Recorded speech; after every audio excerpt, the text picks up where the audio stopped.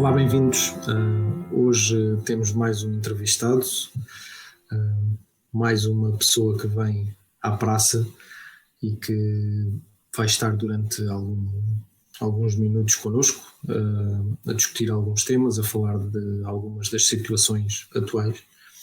Temos connosco a professora Maria Joana Almeida, professora de formação, é especializada em educação especial, no domínio cognitivo e motor, e mestrada em perturbações específicas da linguagem em crianças. Mas comecemos pela nossa pergunta já habitual. Quem é a Joana? Olá, Joana, bem-vinda. Olá. Quem é a Joana? Eu acho que pode ser muita coisa dependendo do contexto, não é? Não sei se já fiz assim algum feito absolutamente extraordinário, talvez em pequenos grupos sim, mas como disseste, sou professora, eu gosto mesmo muito daquilo que eu faço. Tenho também outro desafio paralelo, que é dar formação a adultos que são analfabetos, e também tive a oportunidade do ano passado de estar a dar formação a técnicas de ação educativa, especialmente nas necessidades educativas especiais. Pronto, portanto, o meu mundo é exatamente este das dificuldades, das necessidades educativas especiais, e gosto mesmo muito daquilo que faço. Gosto de escrever também, gosto muito de escrever. Acho que às vezes até me expresso um bocadinho melhor a escrever do que propriamente a falar. E tenho um blog, também, como tu sabes, que também gosto de mostrar às pessoas, no fundo, um bocadinho aquilo que eu acho que é educação, e às vezes também dar a conhecer outros aspectos. Tenho sempre muitas dúvidas, muito poucas certezas, e para mim é sempre muito importante ter aqui um bom equilíbrio entre as diferentes Joanas que existem em mim, não é? Da Joana que é mãe, da Joana que é professora, que tem o seu trabalho, e acho sempre que o equilíbrio funciona. O meu equilíbrio, quando eu estou feliz, é quando existe um equilíbrio nestas duas partes. Não conseguiria ser definida apenas por uma.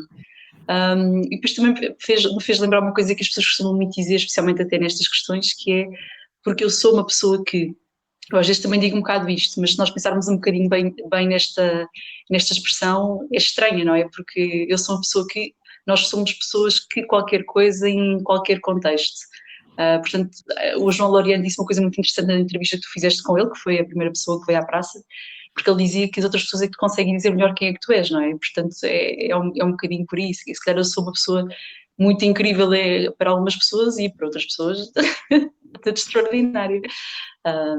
E pronto, acho que não sei o que é que consigo dizer mais em relação a isso. Como é que surge, pegando aqui na lógica da profissão, e isto acaba por ser também uma entrevista muito focada nessa tua vertente, nessa tua área, não tanto na parte pessoal, embora sempre com um toque de cada um de nós, mas como é que surge a educação e também a educação especial na tua vida? Olha, quando acabei o secundário não fazia a menor ideia do que eu queria fazer, nenhuma. Aliás, eu queria ser enfermeira, para teres noção. E acho que na altura não entrei em enfermagem por meio valor, uma coisa assim do género. E não fazia a menor ideia do que eu queria fazer. E fui tirar o curso de professora de primeiro ciclo, mas um bocadinho a tirar para o ar, se queres que te diga. Não foi assim nada que eu tivesse imaginado. Foi muito interessante porque eu tirei o curso em Setúbal, que me proporcionou ter muitas experiências um bocadinho até fora do que era supostamente teres aquele percurso académico regular, e eu fui logo trabalhar para um colégio de educação especial. Trabalhei no Claparé durante 4 anos, e senti a necessidade, obviamente, de tirar uma especialização, de perceber um bocadinho melhor o que era isto, e portanto trabalhei 2 anos no colégio. Passado 2 anos fui tirar educação especial. Na altura que eu tirei, eu lembro perfeitamente que eu entrei no colégio, eu tinha 22 ou 23 anos, acho, muito novinha, não é? E portanto aí aos 25 tirei a especialização numa altura em que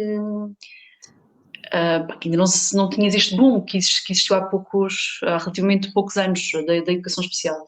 O que até foi uma coisa muito interessante, porque quando eu decidi dar o salto, ter outra experiência, aconteceu uma coisa fantástica, que eu podia quase escolher a escola para onde queria ir, que é uma coisa que tu já não tens há muito tempo. E portanto foi interessante, porque quando eu fui tirar a especialização, como eu tinha estado durante aquele período de tempo a já trabalhar com necessidades educativas especiais, portanto facilitou-me aqui um bocadinho esse percurso. Depois dei o salto, comecei a trabalhar numa escola pública, troquei para aí umas 3 ou 4 vezes já de escola, e quando estava na Vasco da Gama, que também estive lá 4 anos, onde aprendi imenso, deparei-me com miúdos com muitas perturbações da linguagem e, portanto, senti que tinha ali uma lacuna gigante nesse sentido e que me fazia sentido tirar alguma formação nessa área. E foi quando surgiu este mestrado, onde aprendi imenso. Foi uma área que veio que eu adicionei a todo o meu percurso anterior e que me permitiu ter ferramentas para compreender uma área que é muito afetada nas crianças e tentar perceber o porquê e como poder atuar, acima de tudo.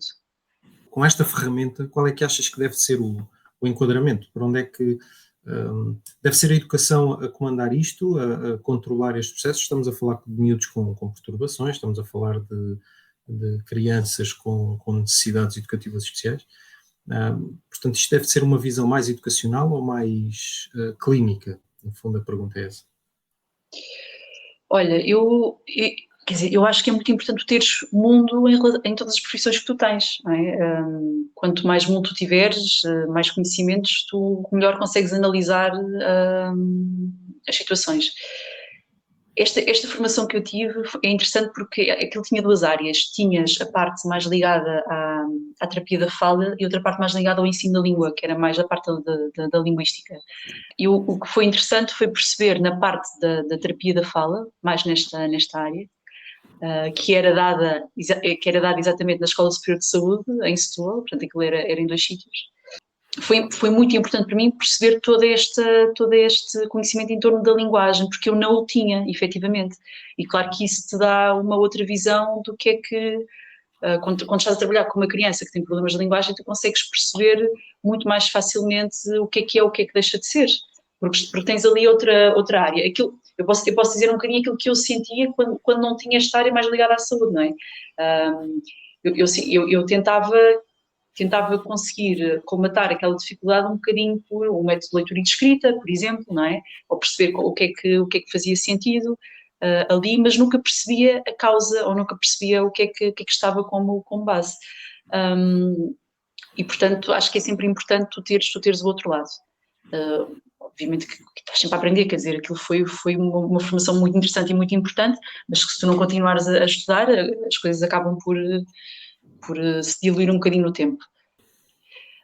Eu lembro de uma conversa que eu tive contigo, muito interessante, tu dizias-me que gostavas de conhecer primeiro o aluno e só depois ver o processo dele, lembras-te da nossa conversa nesse sentido?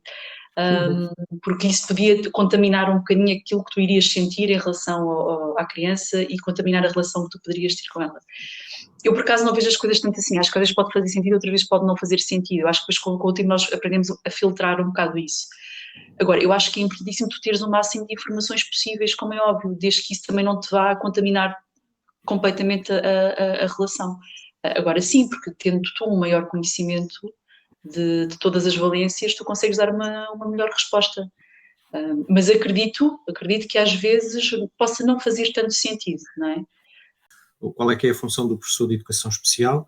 E depois gostaria de ouvir também a tua opinião nessa sequência da função do professor e da função de evoluir para a função de escola. Qual é que é a função da escola atualmente no nosso sistema? E se ela deve mudar ou se deve manter? Olha, eu acho que inevitavelmente, como é óbvio, que o ser professor vai evoluindo consoante o contexto e consoante os nossos tempos. Se me perguntares o que é que eu acho que deve ser o papel do professor de educação especial, eu não acho que seja, em parte, muito diferente do que é o papel do professor de outra disciplina qualquer. Acho que parte muito também, naturalmente, da pessoa que tu és, não é? Por exemplo, eu acho que, falando num professor, de uma forma geral, tu bebes mais da pessoa, enquanto aluno, tu vais beber mais da pessoa que está à tua frente, daquilo que ela é, do que propriamente daquilo que ela te está a transmitir. Quando tu crias uma relação com o teu professor, eu vi isto, por exemplo, enquanto aluna também, se olhar para trás consigo perceber isto. Tu vais beber mais da personalidade daquela pessoa do que propriamente aquilo que ela está a transmitir, e se a relação é recíproca, as coisas funcionam muito melhor. O que eu acho que o professor de educação especial tem, ou deveria ter, é uma quase sensibilidade extra, digamos assim, para perceber que caminhos é que tu podes tomar para que determinado aluno consiga chegar ao seu objetivo com sucesso. O que o professor de educação especial tem é como tu não tens uma disciplina que tu tens que dar, não é? Não tens conteúdos que tens que dar no fundo, tu limpas o teu caminho, despoluis o teu caminho para conseguir ter aquele objetivo muito específico, que é como é que ele pode lá chegar. E retira um bocadinho, às vezes, esse não diria objetivo, mas retira aqui um bocadinho esta parte do professor que tem que dar os conteúdos.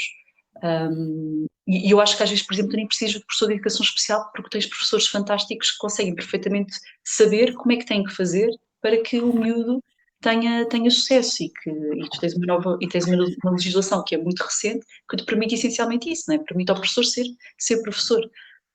Porque no fundo o que é ser professor? É conseguires, eu vejo as coisas quase como se tivesse um barco em que tu és o comandante, não é? E toda a gente tem que trabalhar para que aquele barco que chegue a bom porto. Aliás, mais do que o barco, há uma imagem muito interessante, que é uma banda de jazz, que é tu conseguires que aqueles instrumentos todos diferentes consigam ter ali uma harmonia. Portanto, no fundo, o professor é ser isto. Eu não acredito que no século onde tu estás, que hoje, tu acredites que ser professor é chegar a um sítio e debitares matéria. Eu penso, sabes que nós falamos muito da relação, e nós como tivemos no Claparé, tínhamos muito isto, que era a relação é muito importante, e é, mas isto que se calhar há algum tempo atrás não era assim tão óbvio, eu acho que é cada vez mais óbvio, as pessoas sabem disto.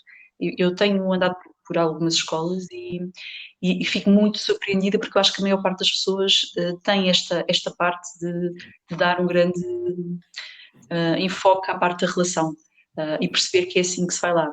E sabes que o professor de educação especial, mais do que às vezes dar apenas estratégias ou falar com o professor e dizer, olha, se calhar podes fazer assim, é também na relação que o professor de educação especial estabelece com os outros professores, não é? Enquanto pessoa, que pode permitir esse sucesso. Quando não tens soberbas aqui, quando não tens nenhuma arrogância de parte a parte, quando te sentas com a pessoa e crias ali uma relação de abertura para que ambos encontrem ferramentas que sejam importantes. Em relação ao como estavas a dizer da escola, como é que tem evoluído, acho que nós estamos muito melhores. Muito honestamente, eu não sou muito pessimista em relação às escolas. Olha, agora de repente, com isto que te estou a dizer, tive várias imagens na minha cabeça.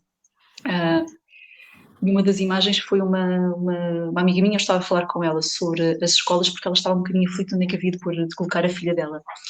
Porque tu tens várias metodologias, tens escolas que são muito específicas em relação a uma determinada metodologia que seguem, não é? Nas escolas públicas, quer dizer, tens mais ou menos uma forma de seguir. E é engraçado que ela dizia-me que, estamos a falar no primeiro ciclo, ela dizia-me que em muitas escolas que visitou via mais do método do que via das crianças, vivia-se mais do método que se via em relação às crianças. E eu acho que os métodos, mais vale, muito honestamente, um professor que seja muito bom professor no método tradicional, do que estás a colocar aquele professor a trabalhar através de um método que ele não acredita, as coisas não vão correr bem. Eu vou dar um exemplo, não é? Eu, como professora do primeiro ciclo, aprendi vários métodos e tive a oportunidade de os utilizar com os alunos na escola. Há métodos com os quais eu não me identifico, ou que eu até acho que são muito interessantes, mas eu não sou aquela pessoa. Portanto, eu nunca poderia utilizar aquele método, porque não seria a Joana, seria outra pessoa qualquer, não é? E eu acho que o importante é isso, até porque há miúdos que às vezes estás a querer enfiar um método, um triângulo dentro dentro de um quadrado, quer dizer, isto por acaso até capa, agora dependente, mas estás a pôr formas geométricas que não encaixam uma na outra, porque há miúdos que se calhar funcionam muito bem com um método muito tradicional e que não funcionam com o método XPTO que às vezes tens várias modas agora, não é? E, portanto, tentas ali encaixá-lo só porque é giro e se calhar porque estás a pagar imenso e aquilo tem que funcionar e ele está sempre super infeliz.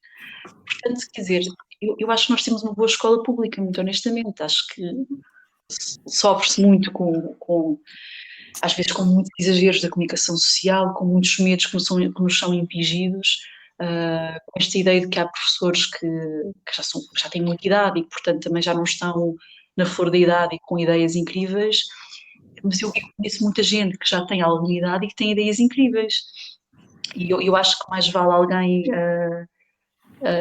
alguém mais velho, mas que ainda é novo, estás a perceber, do que alguém novo que já é velho. Não sei se me fiz entender neste sentido. Sim, sim, perfeitamente. Isso faz-me lembrar uma história, infelizmente não há muito tempo, de um diretor de agrupamento que defendia que os alunos ainda se deveriam de levantar quando o professor entrasse e que só se deveriam sentar quando o professor lhes desse ordem para sentar. Em última análise, quase cantar o hino nacional em pé ao lado da secretária e só depois se sentarem. Quer dizer, isto remete-nos para um tempo que já não é o de hoje, mas isto ainda existem algumas mentes neste sentido e depois também há aquelas mentes muito mais evoluídas, como a questão do diretor. Era da apelação onde eu estive colocada, não sei se lembras. Não era esse, não era esse.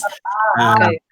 Esse é uma coisa fabulosa que é estou nas tintas pós-exames, interessa-me é que os alunos gostem ou estou nas tintas pós-rankings, eu quero é que os alunos gostam de vir à escola e de repente tu pensas assim, estou em casa, não é?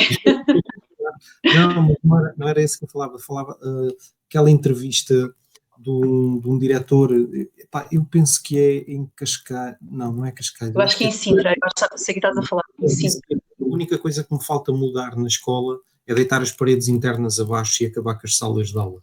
Não é? Os alunos já funcionam num modelo diferente e é uma escola pública e é um professor também, que também é diretor e que conseguiu um projeto completamente diferente daquele que é a linha tradicional e é um projeto válido, com os alunos são certificados na mesma, recebem as suas formações, mas é uma coisa completamente diferente, ou seja, nós ainda temos a coabitar no nosso sistema de ensino estas duas realidades, uma muito mais tradicional, outra muito mais à frente, e a pergunta que eu tinha feito, não é? Será que continuamos a necessitar de uma escola que tenha as salas de aula tradicionais inventadas com a Revolução Industrial, onde os meninos se sentam? Porque nós já temos estas duas realidades dentro do nosso sistema. Uma realidade onde elas não existem, essas salas não existem, pelo menos na mente das pessoas elas não existem, fisicamente ainda lá estão, mas o objetivo é acabar com elas. Mas ainda temos a outra parte, não é? Da parte muito mais formal, muito mais estrutural, muito mais em caixinhas, chamemos-lhe assim. E era aí que a pergunta também te levava. Isso agora me lembrar também, eu tive quando estava no terceiro ano da Escola Superior de Educação, foi no terceiro ano, estive na Holanda e estive lá num projeto Sócrates. E eu lembro perfeitamente que nós tínhamos que dar 3 aulas e nós estávamos numa escola eles têm um sistema de ensino um bocadinho diferente, não é? Mas, portanto, aquilo estaria equiparado mais ou menos a um terceiro, quarto ano, é? Por aí, do primeiro ciclo. E eu lembro perfeitamente que fiquei espantada, acho que é mesmo essa a palavra, porque nós no primeiro dia, a professora que lá estava a dar a sua aula, porque nós fomos só para observar, e ela praticamente falou no início da aula, explicar o que era aquele dia, no fundo, e automaticamente os miúdos levantaram-se e organizaram-se em pequenos projetos e trabalharam. E ela não precisou de fazer absolutamente mais nada. E eu achei que uma coisa fantástica, porque eu nunca tinha visto nada assim, não é? Eu nunca tinha, e não tinhas precisamente isso que estás a dizer, de teres a sala com as cadeiras, com as mesas, as cadeiras, é que nem em EU, nem da forma mais tradicional. Estavam amontoadas em pequenos projetos, eles iam rodando e trabalhando. Não ouvias barulho, tudo muito organizado. O que isto te leva a pensar e a perceber que tu tens uma cultura completamente diferente neste sentido, mas que vem de base.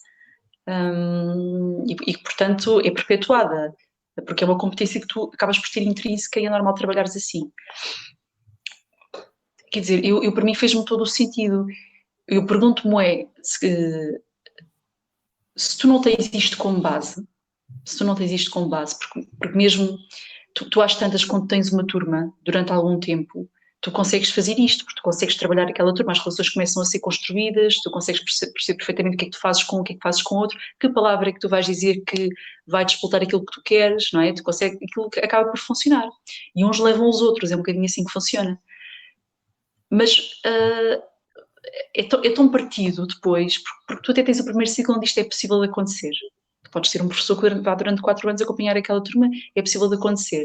Tu vais para um segundo ciclo onde tens uma série de professores, cada um bocadinho com a sua personalidade, e portanto as coisas podem ou não acontecer nesse sentido.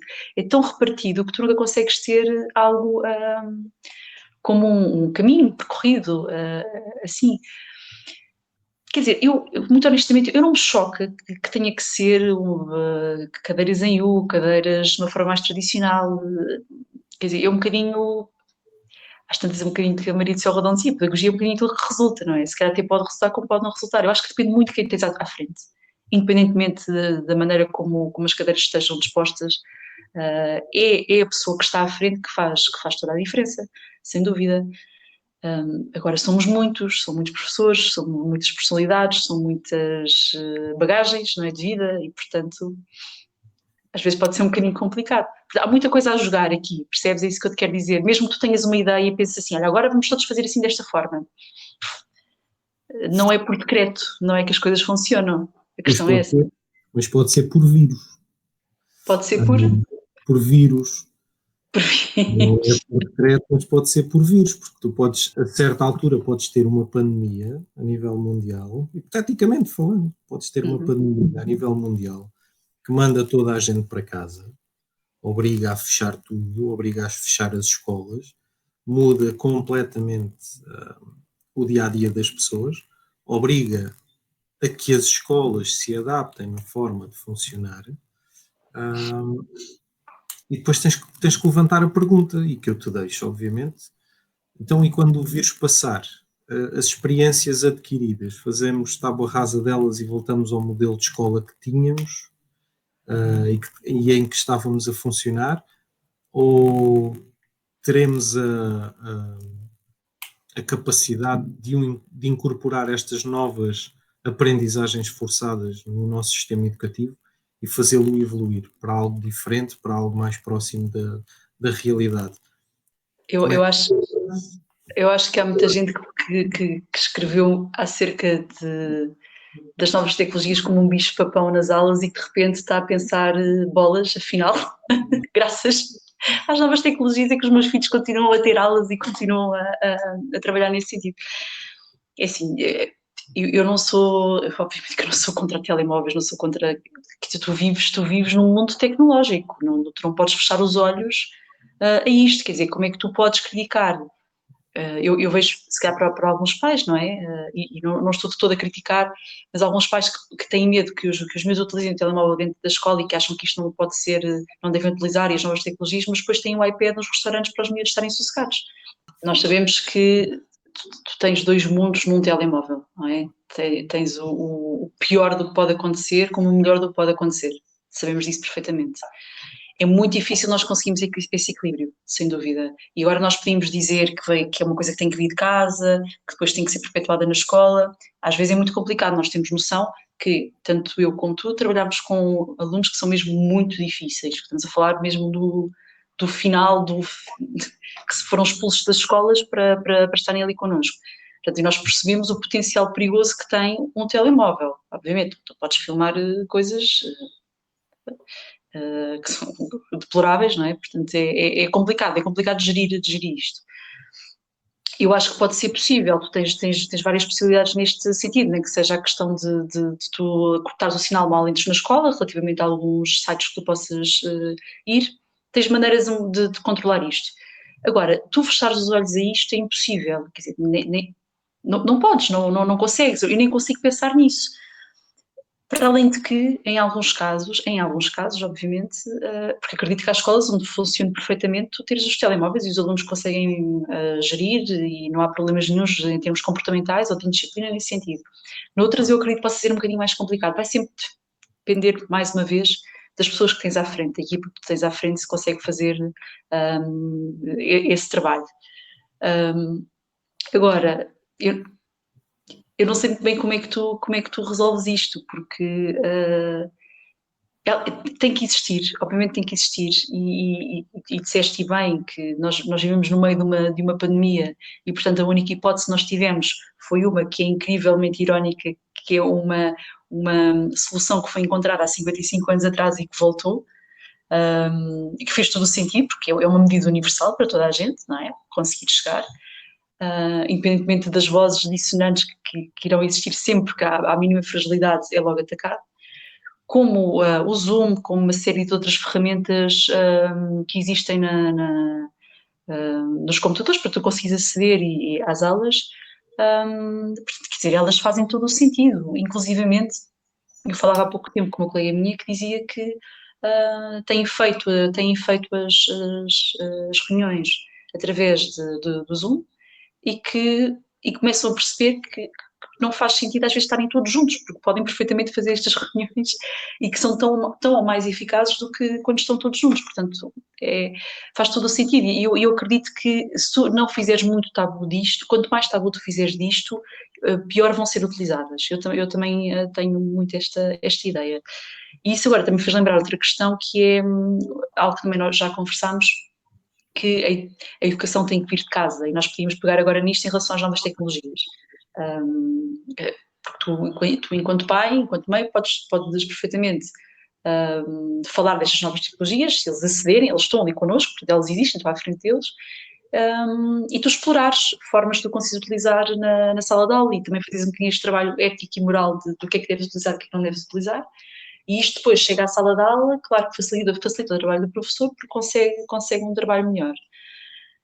Mas a verdade é que tu tens famílias onde isto não é possível de acontecer, não é? Nós sabemos disso perfeitamente. E eu, muito honestamente, faço parte das pessoas que acha que o professor não é só professor às vezes, não é? É muito mais do que isto.